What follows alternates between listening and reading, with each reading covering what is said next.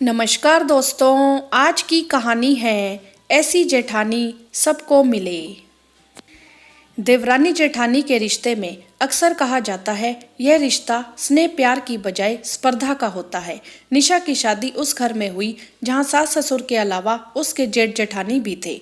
उसके मन में भी यह भय बना रहता था कि पता नहीं उसकी जेठानी कैसी होगी। शादी के अगले दिन मुंह दिखाई की रस्म के समय उसकी जेठानी ने उससे कहा, निशा तुम अपने आप को मेरी देवरानी मत समझो बल्कि छोटी बहन समझो। हम दोनों यहाँ बहनों की तरह रहेंगे और आपस में सदा प्रेम, स्नेह, विश्वास, आत्मीयता की मिसाल कायम करेंगे। निशा बहुत प्रसन्न हुई। उसके मन में जेठानी के प्रति गलतफहमी, संशय, डर के जो भाव बने हुए थे वह सब दूर हो गए। जेठानी सचमुच उसे छोटी बहन की तरह बहुत प्रेम दुलार करती, सहयोग देती और समय समय पर ससुराल के रीति रिवाजों के अनुसार स्वयं को ढालने की प्रेरणा देती। अगले वर्ष निशा को मातृत्व सुख प्राप्त हुआ। एक सुंदर स्वस्थ बेटे को जन्म दिया उसने।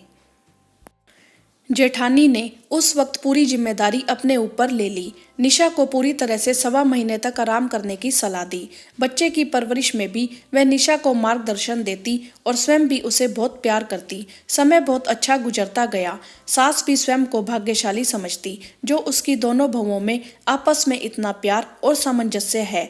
4-5 वर्ष बीत गए। इसी बीच निशा का बेटा भी स्कूल जाने लगा और जेठानी के दोनों बच्चे भी बड़ी क्लासेस में पहुंच गए थे।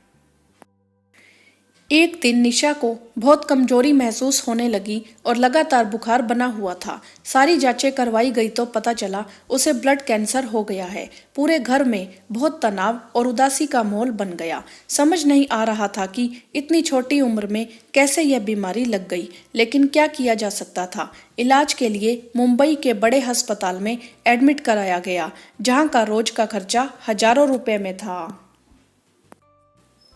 ऐसे वक्त में जेठानी ने बहुत धैर्य और समझदारी का परिचय दिया। बच्चों को सास ससुर और पति के पास छोड़कर वह देवर देवरानी के साथ मुंबई में रहने लगी।